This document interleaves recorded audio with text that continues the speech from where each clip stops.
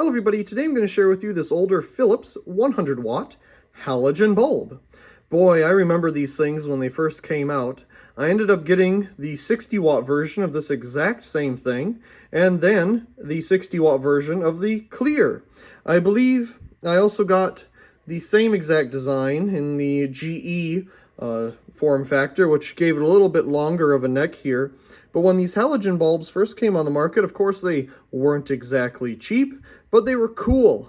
Look at this shape. It's BT in shape. Now I don't know if I think it's like BT15 or something, but it looks like a high intensity discharge bulb. What's not to like about this look? That is so cool. And that's the reason I wanted to pick them up when I was younger. I still have those bulbs. They're in the collection, but finding these bulbs brand new in stores, you just don't anymore.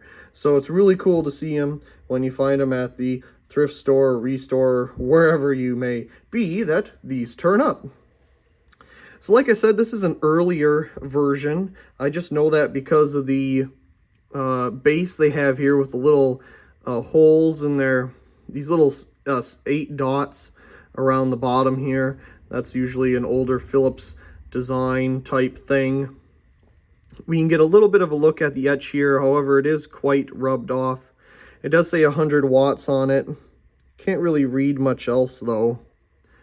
I think these are made in France. Does that say France on it? Sounds about right. So pretty cool. I am curious, however, if we can see anything on the inside. So let's get the flashlight here. Of course you can see the arc tube. Yeah, arc tube, okay. That's a halogen tube inside there.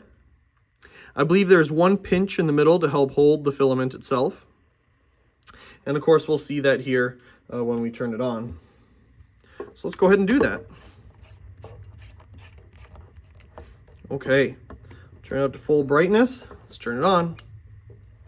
Yep, that's 100 watts, no doubt about that. Okay. I'll turn the lights off. And of course, being halogen, it is incandescent, we can dim it. Ooh, the heat coming off of that though. So if you dim it down enough, that was a little quick. You can see kind of the 2 stages of the filament in there, 1, 2, and the glass is pinched in the middle to help hold the filament.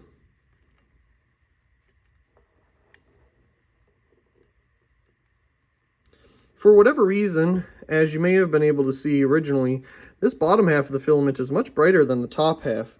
And I thought it had something to do, well, I think it actually does, with the coating. It's not as thick down on the second half here.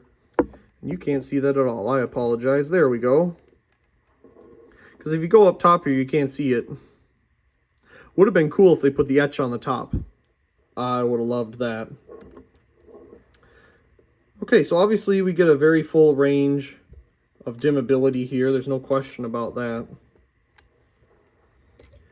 At full brightness, we got 0.81 amps. Yep. Okay, let's hold it above the camera. About 2 feet above the lux meter. It's at an angle here. About 485, 90 lux. Yeah, these things are incredibly bright, if I can talk. Also incredibly hot. So you want to be very careful with them.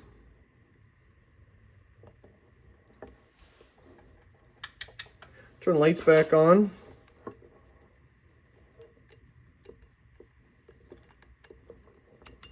But there we go.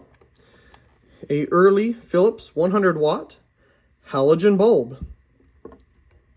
Would have been neat if they kept this design around when they made the energy saver versions. Of course, they put those in the A19, you know, a standard lamp shape. I'm sure these, you know, cost a little bit more to make this special enclosure. And I'm sure they did that to distinguish between a typical incandescent at the time as well. Because then people would know what exactly they have.